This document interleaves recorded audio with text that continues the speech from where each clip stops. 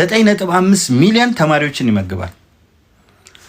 አንድ ሄሊኮፕተር ብቻ ቢጫ ሄሊኮፕተር ትተውለት ሄደው ያኔ ታስታውሳላችሁ፣ እሷ ብቻ ነበረች የምትበረው። አሁን ከ100 በላይ ድሮኖች ያውም አይነገርም።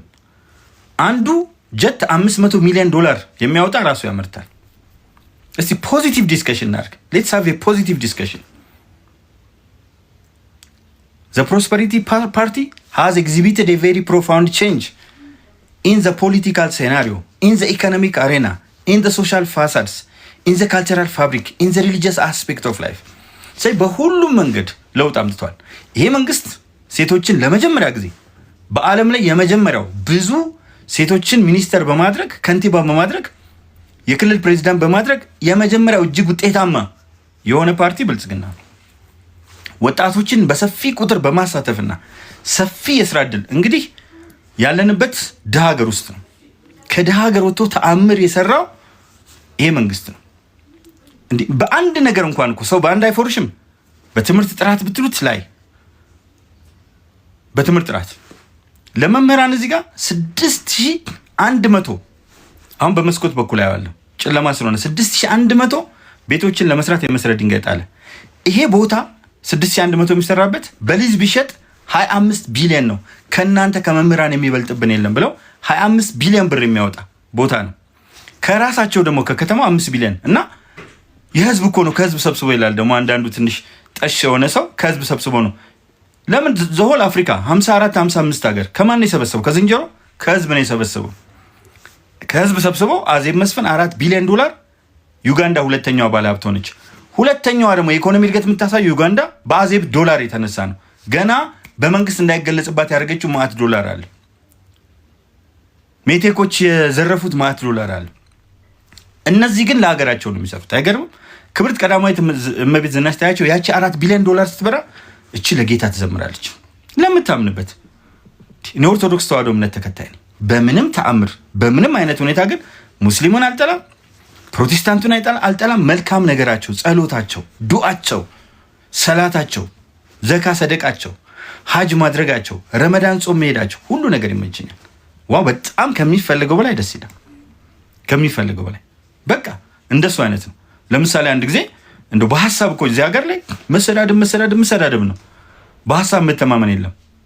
እና እስቲ ከስድብ ውጡና ለሀገር የሚጠቅም ኢኮኖሚያችን እንዲያድግ፣ ፖለቲካችን እንዲያድግ፣ እኛ የተወለድንበት ብሔረሰብ ከሌላው ብሔረሰብ ጋር አብሮ መኖር እንዲችል እኛ የምንከተለው አማኞችና ሌሎቹ አማኞች በአንድነት እንዲኖሩ እንደ ካናዳ፣ አውስትራሊያ፣ አሜሪካ፣ የአውሮፓ ሀገሮች፣ ቻይና፣ ጃፓን ወዘተርፈ እንዳደጉት ለምንድን ነው ማናድገው? አጀንዳችን ለምን ተራ ነገር ላይ ይሆናል? ተራ ጭንቅላት ያላቸው ሰዎች ናቸው አጀንዳቸውን ተራ የሚያደርጉት። ፕሊዝ we are brothers and sisters in the same country። እና እዚህ ላይ ተዋደን እንኖር። እንግዲህ ያው ብዙ ነገር ታያላችሁ። አሁን ለምሳሌ እዚህ ሶሻል ሚዲያ ላይ ስትመጡ የድር አግዳሚና ሶሻል ሚዲያ እኩል ያስቀምጣል። ስለዚህ አንድ በጣም ታዋቂ ሰው ምን አለ? ሶሻል ሚዲያ ትልቁ ጥፋቱ አለ አንድ የሰላም ሎሬት ወይም የፊዚክስ የኬሚስትሪ ሎሬትን ከአንድ ከአራተኛ ጨ ክፍል በመስኮት ካመለጠ ሰው ጋር እኩል ያስቀምጣል። ያ የአራተኛ ጨ ክፍል ደግሞ አንተ የምትሰጠውን ሶፍትዌር መቀበል አይችልም። እንደ 3100 ስልክ ነው።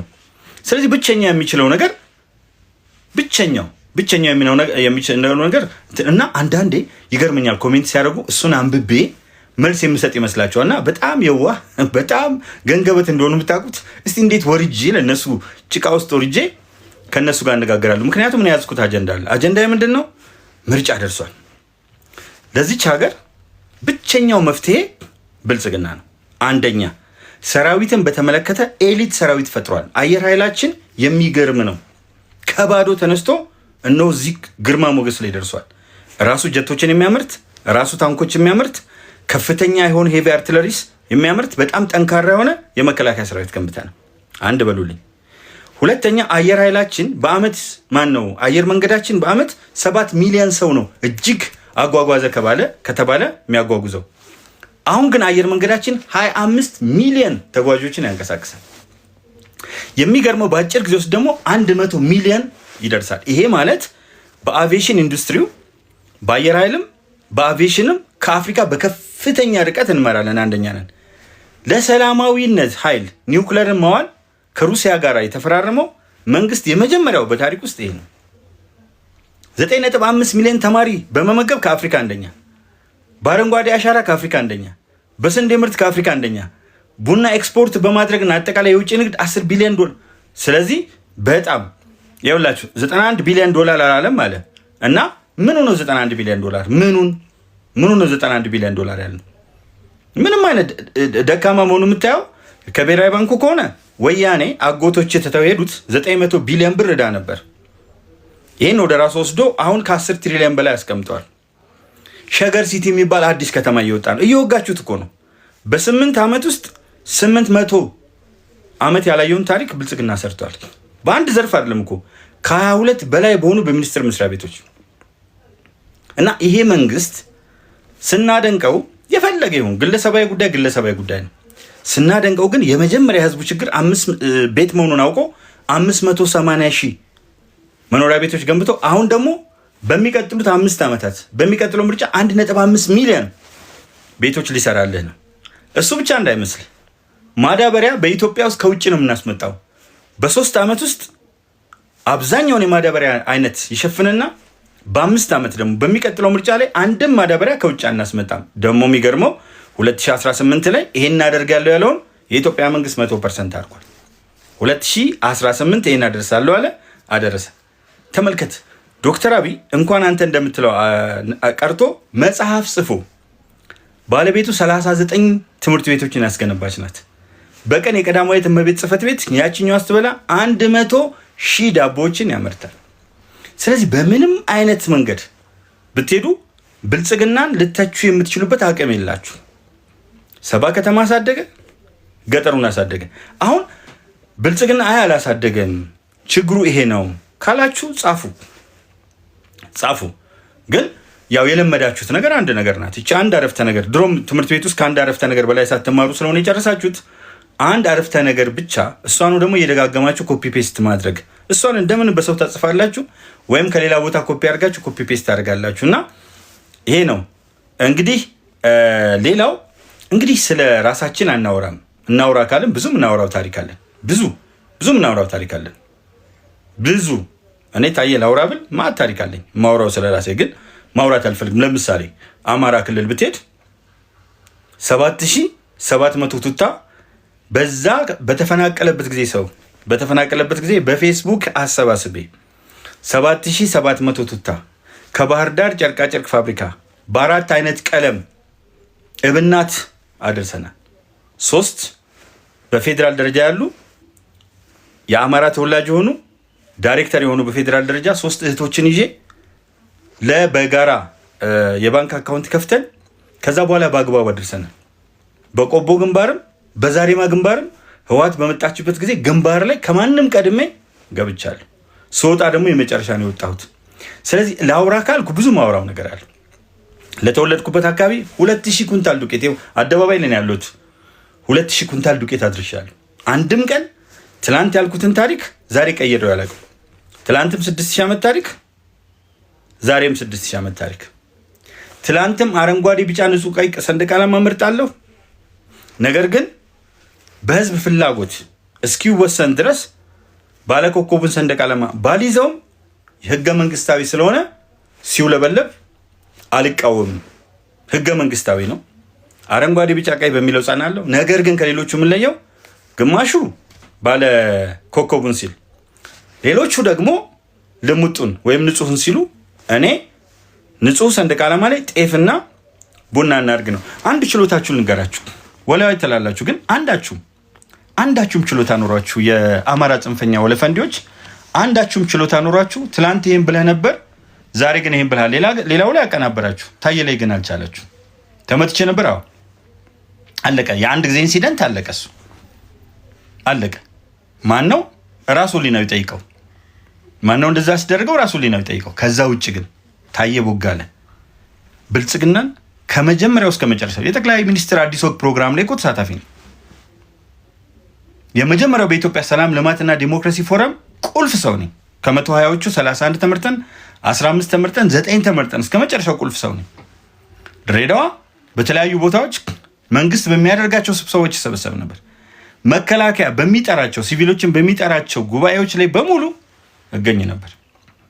በምርጫ ብልጽግና እንደግፍ ነበር። አሁን ምንድነው ችሎታችሁ? ወላዋዩ ላይ አውጣት። አማራን ሰደብክ ላልከው ቪዲዮ አውጣ። እድሜ ለቴክኖሎጂ። ብሉ ባጅ አለኝ ፌስቡክ ላይ ስክሪንሻት አውጣ። አታመጣም ኬትም። ግን በመንጋ ነው የምትጮሁት። ወላዋይ ካልክ አንድ ሰው ወላወለ የምትለው ትላንትና ታሪኩ 6000 ዓመት ነው ኢትዮጵያ ብሎ ዛሬ 3000 ወይም 150 ቢል ወላወለ ይባላል። አልወላወልኩ። የአማራው ማህበረሰብ በተመለከተ ትላንትም ዛሬ የምናገረው ቃል ተመሳሳይ ነው። ሌላው ስለሌለው አይደለም። አማራው አካባቢ ጥቃት ተደርጓል ለ50 ዓመታት ብዬ ስለማስብ ፈሪሃ እግዚአብሔር ያለው አጥንቱን በአራቱም ማዕዘን የከሰከሰ ደሙን ያፈሰሰ በጋብቻ ከሁሉም ጋር የጸና ኢትዮጵያን የሚወድ በቁመቱ ልክ ኢትዮጵያ ውስጥ አስተዋጽኦ ያበረከተ አልጋ ለቆ የሚያስተኛ ብላልኝ ጠጣልኝ በሞቴ የሚል ወዘተርፈ ነው። በተረፈ ረዳ ነው ካልክ የረዳኝ 475 ነው። 475 የአንድ ወር የቤት ኪራይ አይከፍልም። እናንተ አይደላችሁም ያው የረዳችሁኝ። አሜሪካ ውስጥ ያለ ሁሉም ብሔረሰብ ሰው ነው። 475 የአንድ ወር የቤት ኪራይ አይከፍልም። ነገር ግን እኔ ለአማራው እብናት ያደረስኩትን የሸዋ ልማት ማህበር ከኪሴ ከጻፍኩት መጽሐፍ አውጥቼ የረዳሁትን እዚህ በደንብ አውቃለሁ። ለምን ወጣሁ ሌላ ነገር ነው። 35 ዓመት ከአንደኛ ደረጃ እስከ ዩኒቨርሲቲ በመምህርነት ከአንደኛ ደረጃ እስከ ዩኒቨርሲቲ በዳይሬክተርነት ፔሮል ላይ እየፈረምኩ እንጂ እየለመንኩ በየክልሉ እየዞርኩ የኖርኩ ሰው አይደለም። በየክልሉ ዞሮ በመለመን አልታወቅም። በልመና በዜማ አልታወቅም እያልኩ አላውቅም። ጎፈንድሚ ማንም ሰው ይጠየቅለታል። አልተጠየቀም። ራሴ ጠይቄያለሁ። ጎፈንድሚ ሳይጠይቅ አንድም ዳያስፖራ ውስጥ ያለ አክቲቪስት ወዘተርፈ ያለ ጎፈንድሚ ኖሮ አያውቅም። እኔ በራሴ ነው የጠየቅኩት። ምክንያቱም የማን ቡድን አባል አይደለሁም። የአማራው ጽንፈኛ አባል አይደለሁም።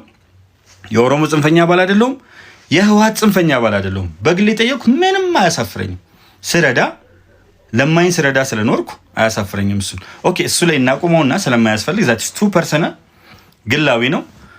ስለዚህ ለማኝ ያልከውኝ ልጅ እርግጠኛ ነኝ እናት እየለመነች ነው። እኛ በራፍ መጣ ቤሳ እየወረወርኩላትን የኖረችው ላም እንኳን አናሳልባትም ቅጫም ስለነበራትና እሱን እንተውና እጇ ላይ ሙጀሌ ስለነበረ አናሳልባትም ወተት እንኳን መጥፎ ስለሆነ ማለት ነውና እሱን እንተውና ወደ ዋናው ቁም ነገር እንለፍ። ሀገራዊ ወደው ነው ጉዳይ። አሁን ተራ የሆኑ መናኛዎች ጋር አልቆይም እና ወደ ምንድን ነው የምገባው?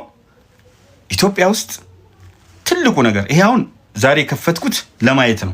ምን ይጽፉ ይሆን፣ ምን አይነት መልካም ነገር ይኖራቸው ይሆን የሚል ነገር ነው እና እንግዲህ ያው እስካሁን ድረስ የማየው ነገር ምንም አይነት የረባ የለም። አንዳንዶች በጣም ምርጥ የሆነ አስተያየት ይሰጣሉ። አስተዳደጋቸው መልካም የሆነ ከመልካም ቤተሰብ የወጡ በመልካም ማህበረሰባዊ እሴት ውስጥ ያደጉ እነዚህ ብዙዎቹ አይታችኋቸው እንደሆነ መልካም ነገር ያገብጣ። አንደኛ ብልጽግና በፖለቲካው ያመጣው ረገድ በዚህ በሀገራችን ኢትዮጵያ ውስጥ ንጉሱን መንግስቱ ኃይለማርያም ገሏቸው ሽንት ቤት ስር ነበር የቀበራቸው። ታጥፈው ነበር ሽንት ቤት ስር የገቡት አፄ ኃይለሥላሴ ሽንት ቤት ስር። ከዛ በኋላ ሰዎች ኮዳ ይንጠለጠልባቸው ነበር ቤተ መንግስት ውስጥ። ጥፍራቸው ይነቀል ነበር ቤተ መንግስት ውስጥ። አቡነ ቴዎፍሎስ የኢትዮጵያ ኦርቶዶክስ ቤተክርስቲያን ፓትሪያርክ ተረሽነው ነበር። ይሄን ደርግ አደረገ። ከዛ በመቶ ሺህ የሚቆጠሩ ወጣቶችን ሜዳ ላይ ረሸነ። ብልጽግና ደግሞ ሰው አይረሽን። አፍን እንደፈለክ እየከፈትክ አይረሽንም። አንደኛ በኃይለ ሥላሴ ጊዜ የነበሩትን የተረፉትን አስሮ አሰቃያቸው። ማን? ደርግ። ህወሓት መጣ። በደርግ ዘመን የነበሩትን ባለስልጣኖች በሙሉ አሰራቸው። ብሔረሰብን መስደብ ጀመረ። አማራን ትምክተኛ፣ ኦሮሞን ጠባብ፣ ደቡብን የስብና መሸርሸር ያለበት እያለ መጣ። ብልጽግና ሲመጣ አስሮ ከኔ መንገድ ሌላ የለም ከኔ መንገድ ውጭ ኪራይ ሰብሳቢ ነው ያለው ማን? ህወሓት። ብልጽግና ሲመጣ ግን የክቡር አባዱላ ገመዳን ጀኔሬሽን በፊት የነበረው መካከለኛውን ጀኔሬሽን አዲሱን ወጣት አያይዘው መሄድ ጀመረ። አየህ ፖለቲካ ላይ ያለውን ዲፈረንስ። እቺ ሀገር የጋራችን ናት አለና የአብኑን ሊቀመንበር እንግዲህ አብን ነበር ዋናው ተቃዋሚ አማራ ክልል ሰው ሁሉ የሚያሸረግድለት እናንተ ናችሁ። አሁን አብንን እንደናንተ ወላው ያለ እንዴ? እንደናንተ ወራዳ አለ እንዴ? አብንን የሚያክል የለም አላችሁ። መጣና የቴክኖሎጂና ኢኖቬሽን ሚኒስተር ሆነ። ተባባሪ ፕሮፌሰር በለጠ ሞላ በጣም ጥሩ ጭንቅላት ያለው ሰው ነው። ኢኖቬሽንና ቴክኖሎጂ ሚኒስተር ሆነ። አርበኞች ግንቦት 7 ሆነው ይዋጉ የነበሩት ፕሮፌሰር ብርሃኑ ነጋ መጥተው የትምህርት ሚኒስተር ሆኑ። እነ ጣሂር አማራ ብሔራዊ ንቅናቄ ላይ እነ ግርማ ሰይፉ ክቡር ግርማ ሰይፉ ዜማ ላይ ነበሩት መጡና በሙሉ በኃላፊነት ላይ የአማራ ዴሞክራሲያዊ ኃይሎች ንቅናቄ ጫካ ገብቶ ኤርትራ ውስጥ ሆኖ ጀምሮ ይታገል የነበረው እነ ተስፋውን አለምነህ ሰላም፣ የኦጋዴን ብሔራዊ ነፃ አውጪ ግንባር ሶማሌ ክልል ይንቀሳቀስ የነበረው ክልል ውስጥ ገብቶ የጀርባ አጥንት፣ የኦሮሞ ነፃነት ግንባር ለኢትዮጵያ ሕዝብ በጣም የታገለው ለኦሮሞ ሕዝብ የታገለው የኦሮሞ ነፃነት ግንባር መጥቶ አማካሪ። ስለዚህ ተቃዋሚዎችን አብረን እንስራ ሲል እምቢየው ማን ነው እምቢ የሚለው? ዘመነ ካሴ የሚባል ወለፈንዲ ቀፈታም እንኳን የወታደር ቁመና ቀርቶ በአግባቡ መራመድ የማይችል ከልጅነቱ ጀምሮ ጥቂውን ውሃ የለበለበው ያደገ ሰውዬ ቦርጨቅ እያለ ያሳየን። አሁን የት ህምጥ ይግባ ስምጥ የማይታወቀው ጉረኛ 2017 አዲስ አበባ ገባለሁ ጠብቁኝ ብሎ 2017 አዲስ አበባ እና አዲስ ቀዳም መካከል ያለውን አንድ ትልቅ ትንታግ እንዳለው በአዲስ አበባና በአዲስ ቀዳም መካከል ልዩነት የሌለው 2017 ገባለሁ ህዝብን አንበርክኬ ምናምን አለ። እንኳን ሊያንበረክክ ቀርቶ ራሱ እዛ ጋር አጠገቡ ያለውን ሰው ማንበርከክ አልቻለም። እና ያለ ወለፈንዲ እንደምታዩት በየቦታው ላይ አንዴ ህወሓት ጋር አንዴ ምናምን የሚሄድ ነው። ለማንኛውም ብልጽግናን አጠገቡ አይደርሱም። እሱ አሳንበሪ ቢያክል እነሱ ድንቢጥ አያክሉ። ብልጽግና ንስር ሲሆን እነዚህ ደግሞ ቁራ ናቸው። ንስር ነው ታውቃላችሁ። ደመና ሲኖር በከፍታ ይበራል። ህወሓት ጭምር 100%፣ ብሔር አማራ ዲሞክራሲያዊ ንቅናቄ 100%፣ የደቡብ ኢትዮጵያ ህዝቦች ንቅናቄ 100%። ራሱ ብቻ ለራሱ ድምፅ ሳይሰጥ የተሰበሰቡት በሙሉ ከሱ ሌላ 100% መርጠውት የኢትዮጵያ ጠቅላይ ሚኒስትር አስጨበጨበ። ዓለምን ምቀኛ እስከሚኖር ድረስ ባለቅኔ ሎሬት ሆነ። ደራሲ ነው፣ ገጣሚ ነው፣ ጸሐፊ ነው። ሲናገር ያምርበታል፣ ሲሄድ ያምርበታል። ቤተ መንግስቱን ያንን ካልሲ የሚሰጣበት ሸታታ የሆነ ፓንት የሚሰጣበት ቅማል እንትን ያለ መኪኖች ሁሉ በቆሻሻ ጥንብት ብትብት ያሉትን የቤተ መንግስት መኪኖች ፏ አድርጎ አብይ አህመድ የኢዮቤሉ ቤተ መንግስት ማንም ሰው ያየው የነበረውን ግባ በትንሽ ገንዘብ ገብተህ ተመልከታል። ይህ ሰውዬ ለካ ለታሪክ እንደዚህ ነው። ወዳጅነት ፓርክ፣ አንድነት ፓርክ ያን ቀና ብለን ለማየት የምንፈራውን ቤተ መንግስት ፎቶግራፍ ማንሳት ክልክል ነው ስትል ዋ ከሚባልበት አሁን ገብተህ ታሪክን እንድታይ አደረገ። አዲስ አበባን ቀየር። ይገርመኛል። ይሄ ሰው የአድዋ ሙዚየም ምኒልክ ብቻቸውን ነበረ ለስንት ዓመት ብርድ መታቸው። ዘውዲቱ ካሰራች ጊዜ ጀምሮ ብቻቸውን ጊዮርጊስ ፊት ለፊት እኛም ወዳቸውን ሰውዬ ብርድ ሲያጠነጋቸው ነበር ብቻቸው። ከዛ መጣ ሰውየው አሰላሳዩ አይደብርም እንዴ? ምኒልክ እኮ ጣይቱ ሚስታቸው ነበር ይቻላል። ጣይቱን ቀጭ እዛ ጋር ደግሞ ምኒልክ ብቻቸውን አልዘመቱ። በዛ ላይ ወደ አድዋ አይደለም እሳቸው ወደዚህ ነው የሆኑት። መቼም መሪ ወደ ኋላ ሆኖ ነው የሚመራው። ስለዚህ 12ቱን የጦር ጀነራሎች ቁጭ ኢትዮጵያውያን ታዩበት። 1945 እነ ዶክተር ናሚዲ አዚኩዌ ከናይጄሪያ፣ ዶክተር ኳሚ ንክሩማ ከጋና፣ ጁሊየስ ኔረሪ ከታንዛኒያ፣ ጆሞ ኬንያታ ከኬንያ ከነ ንግግራቸውና ታሪካቸው ያስቀመጠ። ስለዚህ ኢትዮጵያን ብቻ ሳይሆን ምኒልክ ብቻቸውን ከነበሩበት ኢትዮጵያንም በሚያሳይ የአፍሪካን ህብረት በሚያሳይ ዓለም አቀፋዊ ትግልን በሚያሳይ መልኩ ቁጭ አድርገው ከዛ ሳይ የሚገርም የትም ሀገር ላይ ሄዳችሁ ምናልባት ብለፍታችሁ ካልሆነ በስተቀር ማታገኟቸው መንገዶች በሁለቱም በኩል የትም ሀገር እኔ ብዙ ቦታ ዞር ያለው ዓለምን አላየሁም። በሁለቱም በኩል የእግረኛ መንገድ፣ በሁለቱም በኩል የዓይነ ስውራን መንገድ፣ በሁለቱም መንገድ የባይስክል መንገድ፣ አረንጓዴ የሆነ ነገር፣ የከተማ ደግሞ ውበት። አሁን ሆስፒታል፣ ትምህርት ቤት አይታችሁ ከሆነ ብዙ ሰው የሚገኝበት ቦታ የሚቀቡት ቀለሞች ነጭ ወይም ብሮክን ዋይት ነጭ ነው፣ ወይም ደግሞ ወደ ግራጫ የሚያደል ለዛ የሚመች ነው። ለብዙ ሰዎች የሚመች ከለር ያላት አዲስ አበባ ጨለማ ነበረች። እነ ብቅንቅ፣ እነ ዶሮ ማነቂያ፣ እነ ሰባተኛ፣ እነ ምናምን ከዚህ ጋር ማጅራት ከዚህ ጋር አሁን ጨለማ ነበረች አዲስ አበባ። በአውሮፕላን ስሄድ ጠቅላላ አውሮፓን ስዞር ጠቅላላ አሜሪካን ስዞር አውሮፕላን ላይ ከተሞች ይታያሉ። እቻ አትታይም፣ ጨለማ የሆነ ትንሽ እንትኖች ናቸው። ከፍ ስትል አትታይም፣ ጨልም ያለች ከተማ። አሁን ቦገገገገገ ቀርቧት ከአፍሪካ በሃይድሮ ኤሌክትሪክ ፓወር አንደኛ ማዳበሪያ ፋብሪካ። ምኑን ከምን ላንሰላችሁ? ገበታ ለሀገር፣ የሌማት ትሩፋት፣ የማዕድ ማጋራት፣ ገበታ ለትውልድ። ዝም ብሎ እኮ አይደለም፣ ምርጥ በሆነ ሁኔታ ኢትዮጵያን ዋው ለቦጣት። they are extraordinarily intelligent። በቃ በጣም የሚገርሙ ናቸው። ዶክተር አብይ ፐርሰናል is amiable, polite, sociable, diligent, proactive with all his important qualities ነው። he's totally unparalleled, unmatched, unpredictable as well as unstoppable. no one can stop him. የሚገርመው ደግሞ እግዚአብሔርን ካዲዎች ነበሩ። ደርግ እንደምታውቁት እግዚአብሔርን ይክዳል፣ ህወሓትም ሲወጣ ማርክሲስት ሌኒኒስት ነው ይክዳል። እነዚህ ግን ልክ ሲጨርሱ የረዳንን እግዚአብሔርን እናመሰግናለን። አላሁ አክበር። ፈጣሪ ኢትዮጵያን ይባርክ። አልሐምዱሊላህ። በጣም ደስ በሚል ሁኔታ ነው። እናንተ ብትወዱ ሀገር ዳስታለች ሞተች ምናምን ነገር ኡስታዝ ያሲን ኑሩ የሚባል አንድ ጀግና ኡስታዝ አለ። ወጣና ተናገረ። በሶሻል ሳይንስም ይሁን በምንም እንኳን ታዋቂ ከያኒ ቀርቶ ሀገር ሞተች የሚል ሙስሊሙ እኩል የሆነው ለመጀመሪያ ጊዜ እኩልነት ኢትዮጵያ ውስጥ ዋው! የሙስሊም ሀገሩ መካ፣ የወፍ ሀገሩ ዋርካ፣ የቁራ ሀገሩ ዋርካ፣ የሙስሊም ሀገሩ መካ የሚባልበት ተረት ተረት ቀርቶ ኢድ ድምቅ ብሎ ተከበረ። የሚገርመኝ መስቀል በዓልም ድምቅ፣ የአላፋት ዝማሬም ድምቅ። እች ሀገር እኮ ትገርማለች። ደግሞ ትላንትና አይታችሁ ከሆነ ስቴዲየም ውስጥ ክሩሴድ ነበር። ክርስቲያኖች ደግሞ ያመልኩ ነበር ወደ ጌታ ወደ ኢየሱስ። በጣም ደስ በሚል ሁኔታ የዘመናትን እርግማን ለመስበር ይጸልዩ ነበር። ሙስሊሞቹ ዱዓ ያደርጉ ነበር። ኦርቶዶክሶቹ ጥልቅልቅ ብሎ ልደታ እንደዚህ ተከብሮ ያውቅም። ድምቅምቅ ሽንት ላይ አይደለም እንዲህ እየቆመን ነበር ድሮ። ሰላት ሲሰገድ አፍንጫ ይዘህ ልደታ ስትወጣ ሽንት። አሁን እንደሱ የለም። ድምቅ የቅዱስ ገብርኤል በዓል ሲከበር፣ የቅዱስ ሚካኤል በዓል ሲከበር ከተማዋ ራሱ ስትሄድባት፣ በዛ ላይ መንገዶቹ ሲጠናቀቁ፣ ድልድዮቹ ሲጠናቀቁ፣ አቤት ፍሰቱ፣ አቤት ማማሩ፣ አቤት ውበቱ። አዲስ አበባ ከአፍሪካ 10 ከተሞች መካከል ቢዩቲፉል ከሆኑ ከዛ ወላ ቲክቶከር የለ ወላ ፖለቲከኛ ይመጡላል ከጋና ከናይጄሪያ ምናምን የፓርላማ አባላት። እንዴ እቺ ከተማ ከ3 ዓመት በፊት እንዳልነበረች ምን አግኝታችሁ እንሰራችሁት? ዓለም በሙሉ የህንዱ ፕሬዚዳንት ይመጣል፣ የህንዱ ጠቅላይ ሚኒስትር ማለት ነው ይቅርታ፣ ፓርላመንታሪ ሲስተም ስለሆነ የቱርክ ፕሬዚዳንት ይመጣል፣ የጣሊያን ጠቅላይ ሚኒስትር ትመጣለች። በቃ የመጣ ሁሉ ጉድ።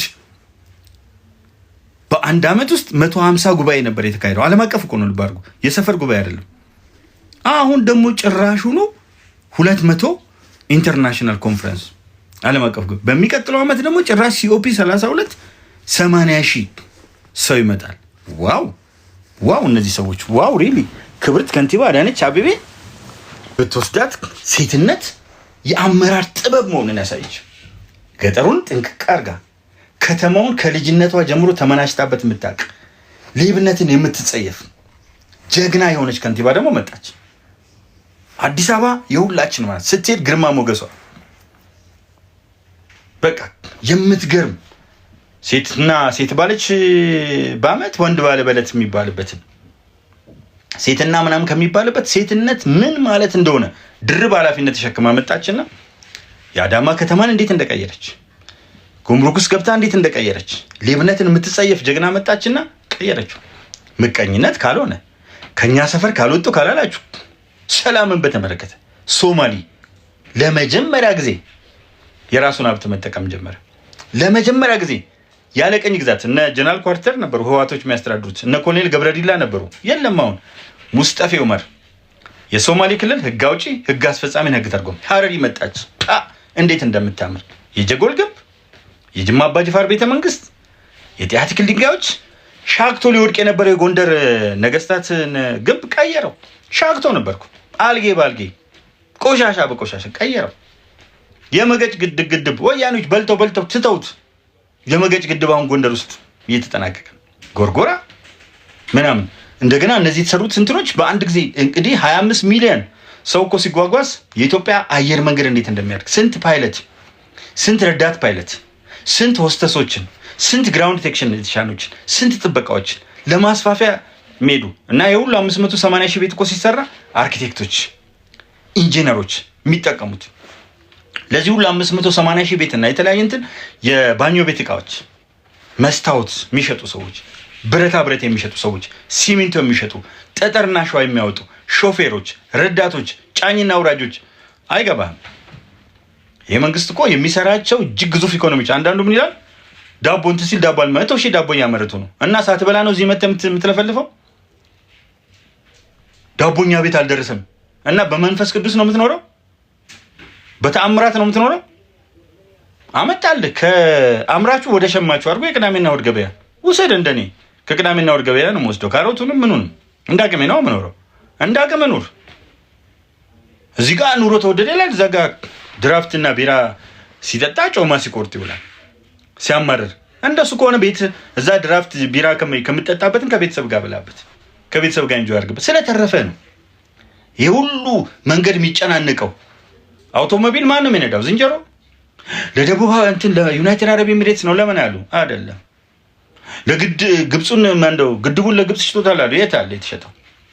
የት አለ? ይኸው መጣ ለተለያዩ ሀገሮች ሄደ፣ አለቀ። ስለዚህ በጣም ደስ በሚል ሁኔታ ይሄ መንግስት ተአምር እየሰራ ምንም የተሰረቀ ካለ ይያዛል።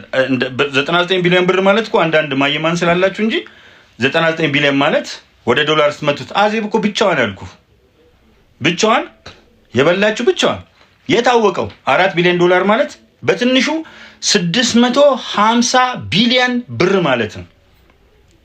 የበላ ካለ አያመልጥም፣ እያየ ነው። ብልጽግና ጋር ቀልድ የለም። መረጃ ካለው እንትን እያለ እየሰበሰበ ነው የሚያስገባው። ባለስልጣን ነው የምናምን እንደዚህ ያዘ የለም። ብልጽግና በሌብነት ሲሾም ያልበላ ሲሻር ይቆጨዋል እየተባለ እያንዳንድ በተመደብክበት ትዘርፋለህ። ታክሲ ላይ ትርፍ ጭነህ ትዘርፋለህ። ዘረፍክ እኮ ማለት ነው፣ ቢሮ ሆነ ማለት ነው። በሰው ላይ ሰው ደርበህ ነጋገር እንደ ስለ ስነ ምግባራችን ቢሮ ተቀምጦ ሰው የሚያጉላለው ብልጽግና ነው። እንዲያውላ የመንግስት ሰራተኛ ሆኖ መሬት አስተዳደር ምናምን ሲመደብ የምትዘርፈው ብልጽግና ነው እንዴ? ብልጽግና ለመጀመሪያ ጊዜ አሁን አዲስ መሶበሉት ዲጂታል የተለያዩ ነገሮች እያዘጋጀ ሌብነት እንዲቀር የማያደርገው ጥረት የለም። ነገር ግን ሌብነት የሚቀርበው የት ነው? እዚህ ውስጥ ነው። ብልጽግና በጣም እየሰራ ብልጽግና መንገድ ላይ ቆማችሁ ስንትና ስንት የትራፊክ ፖሊሶች ስነ ምግባር ያላቸው አሉ፣ ግን ጉቦ የሚቀበሉ አሉ። ጉቦ ተቀበሉ ብሏቸው ነው አይደለም፣ ያደክበት ስለሆነ ነው ጉቦ። 99% ፖሊስ አሪፍ፣ 1% ፖሊስ ቢበላ ቀላል አይደለም። ወይም እንደውም እናብዛውና 3% እናድርገው። ብልጽግና ብላል አለው አንዱ በትክክል ያገለግላል፣ ሌላው አስተማሪ ሆኖ እኮ ደስታ ወረቀት ሲያገኝ ወይም ደግሞ ዕቃ ግዛ ተብሎ ሲላክ በመስሪያ ቤት የሚዘርፋል፣ እስክሪፕቶ ይዞ መሄድ አለ። ስለዚህ መጀመሪያ ጭንቅላታችን ላይ የአመለካከት ለውጥ እንዲመጣ እንስራ።